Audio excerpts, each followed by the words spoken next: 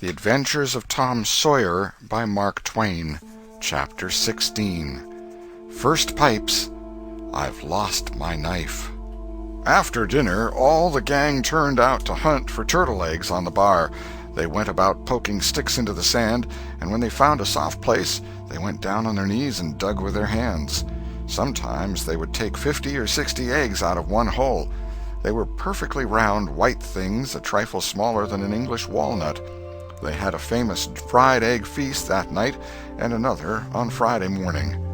After breakfast, they went whooping and prancing out on the bar, and chased each other round and round, shedding clothes as they went, until they were naked, and then continued the frolic far away up the shoal water of the bar, against the stiff current, which latter tripped their legs from under them from time to time, and greatly increased the fun. And now and then they stooped in a group and splashed water in each other's faces with their palms, gradually approaching each other with averted faces to avoid the strangling sprays, and finally gripping and struggling till the best man ducked his neighbor, and then they all went under in a tangle of white legs and arms, and came up blowing, sputtering, laughing, and gasping for breath at one and the same time. When they were well exhausted, they would run out and sprawl on the dry, hot sand, and lie there and cover themselves up with it, and by break from the water again and go through the original performance once more. Finally it occurred to them that their naked skin represented flesh-colored tights very fairly, so they drew a ring in the sand and had a circus, with 3 clowns in it, for none would yield this proudest post to his neighbor. Next they got their marbles and played knucks and ring-taw and keeps, till that amusement grew stale. Then Joe and Huck had another swim, but Tom would not venture, because he found that in kicking off his trousers he had kicked his string of rattlesnake rattles off his ankle, and he wondered how he had escaped cramp so long without the protection of this mysterious charm. He did not venture again until he had found it, and by that time the other boys were tired and ready to rest. They gradually wandered apart and dropped into the dumps and fell to gazing longingly across the wide river to where the village lay drowsing in the sun. Tom found himself writing Becky in the sand with his big toe. He scratched it out and was angry with himself for his weakness. But he wrote it again, nevertheless. He could not help it. He erased it once more, and then took himself out of temptation by driving the other boys together and joining them. But Joe's spirits had gone down almost beyond resurrection. He was so homesick that he could hardly endure the misery of it. The tears lay very near the surface. Huck was melancholy, too. Tom was downhearted, but tried hard not to show it. He had a secret, which he was not ready to tell yet, but if this mutinous depression was not broken up soon, he would have to bring it out. He said, with a great show of cheerfulness, "I bet there's been pirates on this island before, boys. We'll explore it again. They've hid treasures here somewhere. How'd you feel to light on a rotten chest full of gold and silver, hey?" But it roused only a faint enthusiasm, which faded out with no reply. Tom tried 1 or 2 other seductions, but they failed, too. It was discouraging work. Joe sat poking up the sand with a stick and looking very gloomy. Finally he said, "Oh, boys, let's give it up. I want to go home. It's so lonesome." "Oh, no, Joe, you'll feel better by and by," said Tom. "Just think of the fishing that's here." "I don't care for fishing. I want to go home." "But, Joe, there ain't such another swimming place anywhere." "Swimming's no good. I don't seem to care for it, somehow, when there ain't anybody to say I shan't go in. I mean to go home." "Oh, shucks, baby. You want to see your mother, I reckon." "Yes, I do want to see my mother, and you would, too, if you had one. I ain't any more baby than you are." And Joe snuffled a little. "Well, we'll let the crybaby go home to his mother, won't we, Huck? Poor thing. Does it want to see its mother? And so it shall. You like it here, don't you, Huck? We'll stay, won't we?" Huck said, "Yes," without any heart in it. "I'll never speak to you again as long as I live," said Joe, rising. "There now," and he moved moodily away and began to dress himself. "Who cares?" said Tom. "Nobody wants you to. Go long home and get laughed at. Oh, you're a nice pirate. Huck and me ain't crybabies. We'll stay, won't we, Huck? Let him go if he wants to. I reckon we can get along without him, p'raps." But Tom was uneasy, nevertheless, and was alarmed to see Joe go sullenly on with his dressing. And then it was discomforting to see Huck eyeing Joe's preparations so wistfully and keeping up such an ominous silence. Presently, without a parting word, Joe began to wade off toward the Illinois shore. Tom's heart began to sink. He glanced at Huck. Huck could not bear the look and dropped his eyes. And then he said, "I want to go too, Tom. It was getting so lonesome anyway, and now it'll be worse. Let's us go too, Tom." "I won't. You can all go if you want to. I mean to stay." "Tom, I'd better go." "Well, go along. Who's hindering you?" Huck began to pick up his scattered clothes, and he said, "Tom, I wish you'd come too. Now you think it over. We'll wait for you when we get to the shore." "Well, you'll wait a blame long time, that's all." Huck started sorrowfully away, and Tom stood looking after him, with a strong desire tugging at his heart to yield his pride and go along too. He hoped the boys would stop, but they still waded slowly on. It suddenly dawned on Tom that it was become very lonely and still. He made one final struggle with his pride, and then darted after his comrades, yelling, "Wait! Wait! I want to tell you something!" They presently stopped and turned around. When he got to where they were, he began unfolding his secret, and they listened moodily, till at last they saw the point he was driving at. And then they set up a war-whoop of applause, and said it was splendid, and said if he had told them at first, they wouldn't have started away. He made a plausible excuse, but his real reason had been the fear that not even the secret would keep them with him any very great length of time, and so he had meant to hold it in reserve as a last seduction. The lads came gaily back and went at their sports again with a will, chattering all the time about Tom's stupendous plan and admiring the genius of it. After a dainty egg and fish dinner, Tom said he wanted to learn to smoke now. Joe caught at the idea and said he would like to try too. So Huck made pipes and filled them. These novices had never smoked anything before but cigars made of grapevine, and they bit the tongue and were not considered manly anyway. Now they stretched themselves out on their elbows and began to puff, charily and with slender confidence. The smoke had an unpleasant taste, and they gagged a little, but Tom said, "Why, it's just as easy. If I'd have known this was all, I'd have learned long ago." "So would I," said Joe. "It's just nothing." "Why, many a time I've looked at people smoking and thought, well, I wish I could do that, but I never thought I could," said Tom. "That's just the way with me, ain't it, Huck? You've heard me talk just that way, haven't you, Huck?" "I'll leave it to Huck if I haven't." "Yes, heaps of times," said Huck. "Well, I have too," said Tom. "Oh, hundreds of times. Once down by the slaughterhouse, don't you remember, Huck? Bob Tanner was there, and Johnny Miller and Jeff Thatcher when I said it. Don't you remember, Huck, about me saying that?" "Yes, that's so," said Huck. "That was the day after I lost a White Alley. No, 'twas the day before." "There, I told you so," said Tom. "Huck recollects it." "I believe I could smoke this pipe all day," said Joe. "I don't feel sick." "Neither do I," said Tom. "I could smoke it all day, but I bet you Jeff Thatcher couldn't." "Jeff Thatcher? Why, he'd keel over just with 2 draws. Just let him try it once. He'd see." "I bet he would. And Johnny Miller, I wish I could see Johnny Miller tackle it once." "Oh, don't I," said Joe. "Why, I bet now Johnny Miller couldn't any more do this than nothing. Just one little snifter would fetch him." "'Deed it would, Joe. Say, I wish the boys could see us now." "So do I. Say, boys, don't say anything about it, and sometime when they're around I'll come up to you and say, 'Joe, got a pipe? I want to smoke.' And you'll say, kind of careless-like, as if it weren't anything, you'll say, 'Yes, I got my old pipe, and another one, but my tobacco ain't very good.' And I'll say, 'Oh, that's all right, if it's strong enough.'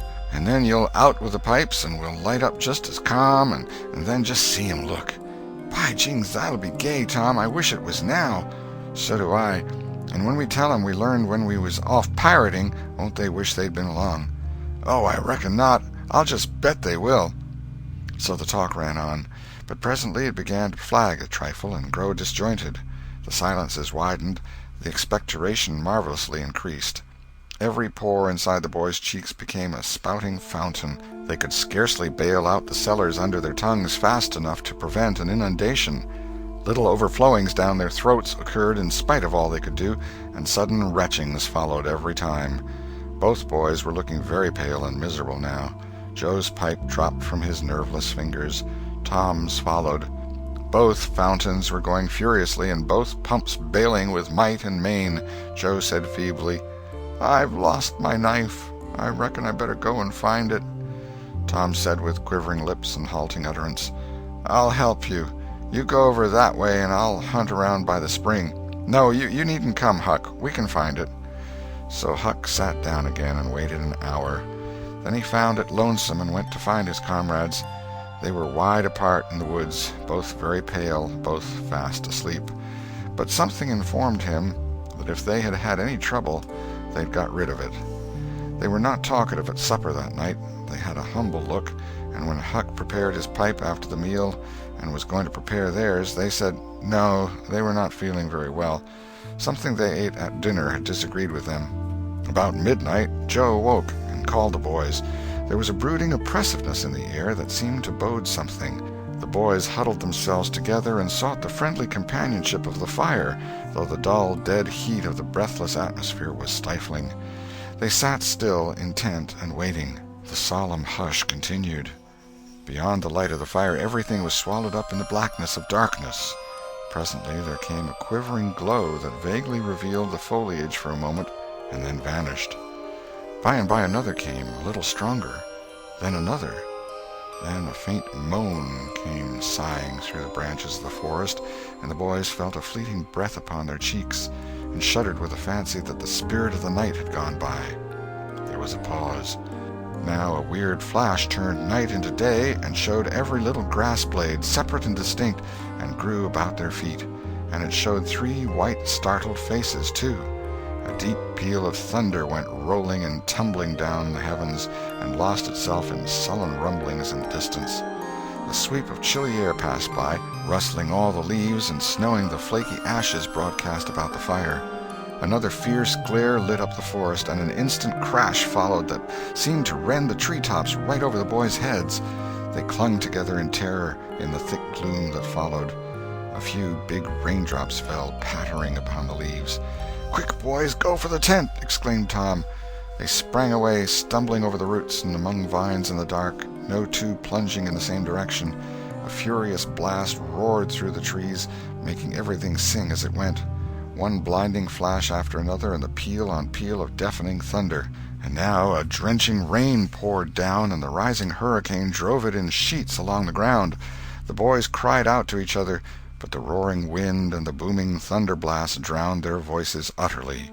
However, one by one they straggled in at last and took shelter under the tent, cold, scared, and streaming with water. But to have company in misery seemed something to be grateful for.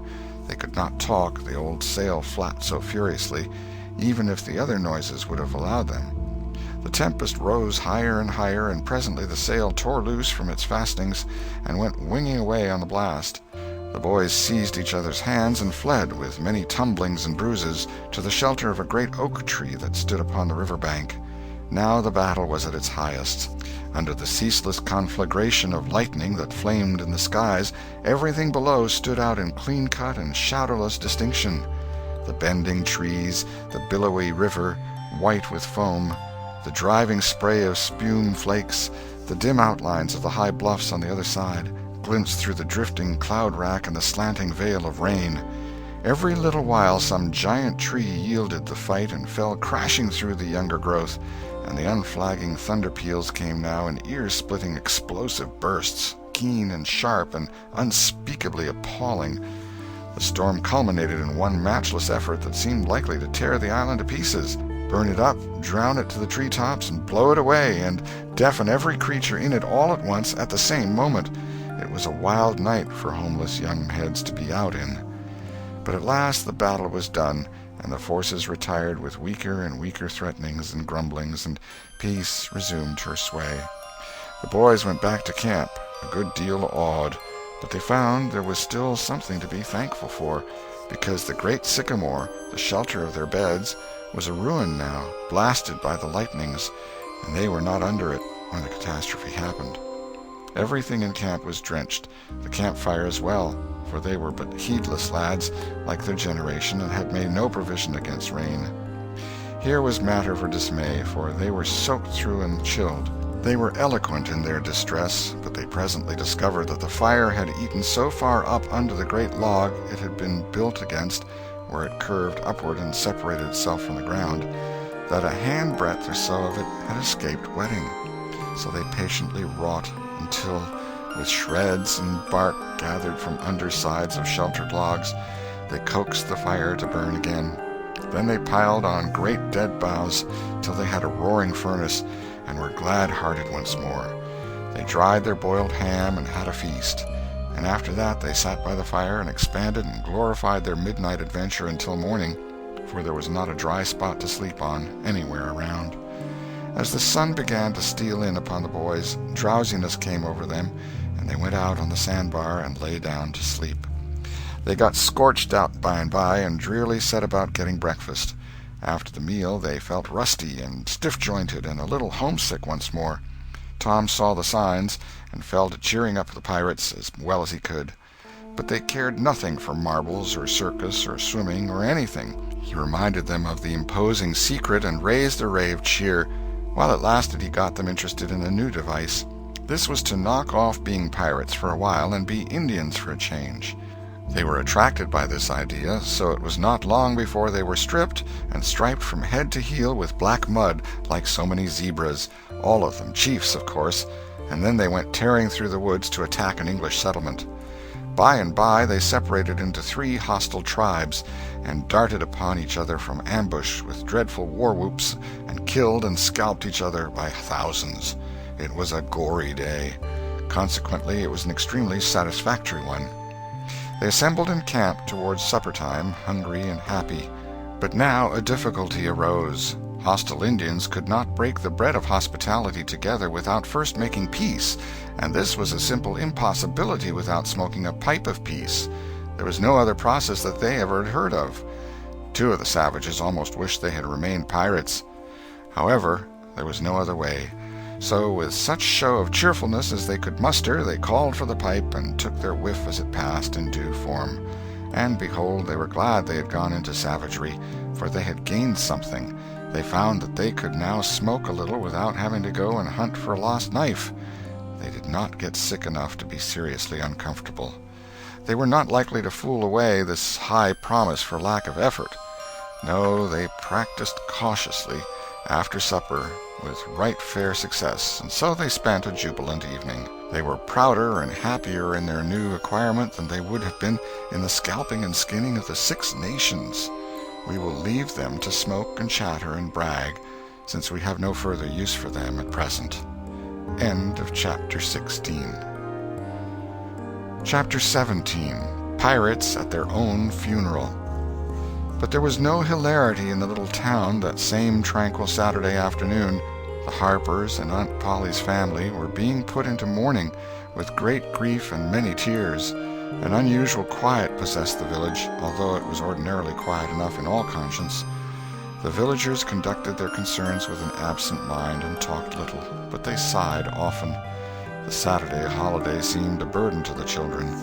They had no heart in their sports and gradually gave them up. In the afternoon, Becky Thatcher found herself moping about the deserted schoolhouse yard and feeling very melancholy, but she found nothing there to comfort her. She soliloquized, "Oh, if I only had a brass andiron knob again, but I haven't got anything now to remember him by," and she choked back a little sob. Presently she stopped and said to herself, "It was right here. Oh, if it was to do over again, I wouldn't say that. I wouldn't say it for the whole world. But he's gone now. I'll never, never, never see him any more." This thought broke her down, and she wandered away, with the tears rolling down her cheeks. Then quite a group of boys and girls, playmates of Tom's and Joe's, came by, and stood looking over the paling fence and talking in reverent tones of how Tom did so-and-so the last time they saw him, and how Joe said this and that small trifle, pregnant with awful prophecy, as they could easily see now, and each speaker pointed out the exact spot where the lost lad stood at the time, and then added something like, "And I was a-standing just so, just as I am now, and as if you was him, I was as close as that, and he smiled just this way, and then something seemed to go all over me, like awful, you know, and I never thought what it meant, of course, but I can see now." Then there was a dispute about who saw the dead boys last in life, and many claimed that dismal distinction and offered evidences more or less tampered with by the witness. And when it was ultimately decided who did see the departed last and exchanged the last words with them, the lucky parties took upon themselves a sort of sacred importance and were gaped at and envied by all the rest. One poor chap who had no other grandeur to offer said with tolerably manifest pride in the remembrance, "Well, Tom Sawyer, he licked me once." But that bid for glory was a failure. Most of the boys could say that, and so that cheapened the distinction too much. The group loitered away, still recalling memories of the lost heroes in awed voices. When the Sunday school hour was finished the next morning, the bell began to toll instead of ringing in the usual way. It was a very still Sabbath, and the mournful sound seemed in keeping with the musing hush that lay upon nature. The villagers began to gather, loitering a moment in the vestibule to converse in whispers about the sad event. But there was no whispering in the house, only the funereal rustling of dresses as the women gathered to their seats disturbed the silence there. None could remember when the little church had been so full before. There was finally a waiting pause, an expectant dumbness, and then Aunt Polly entered, followed by Sid and Mary, and they by the Harper family, all in deep black, and the whole congregation, the old minister as well, rose reverently and stood until the mourners were seated in the front pew. There was another communing silence, broken at intervals by muffled sobs, and then the minister spread his hands abroad and prayed. A moving hymn was sung, and the text followed, "I am the resurrection and the life." As the service proceeded, the clergyman drew such pictures of the graces, the winning ways, and the rare promise of the lost lads, that every soul there, thinking he recognized these pictures, felt a pang in remembering that he had persistently blinded himself to them always before, and had as persistently seen only faults and flaws in the poor boys. The minister related many a touching incident in the lives of the departed, too, which illustrated their sweet, generous natures, and the people could easily see now how noble and beautiful those episodes were, and remembered with grief that at the time they occurred they had seemed rank rascalities, well deserving of the cowhide.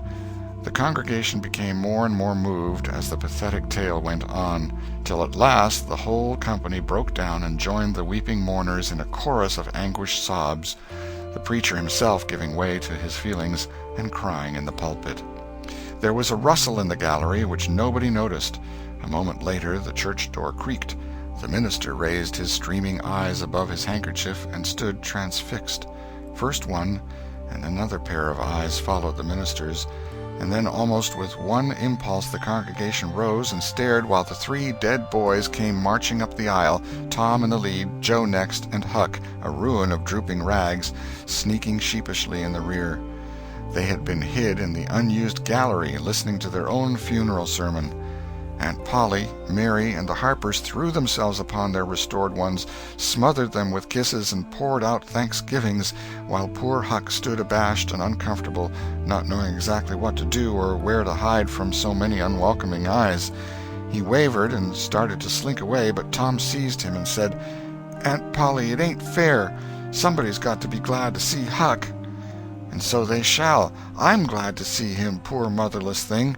And the loving attentions Aunt Polly lavished upon him were the one thing capable of making him more uncomfortable than he was before.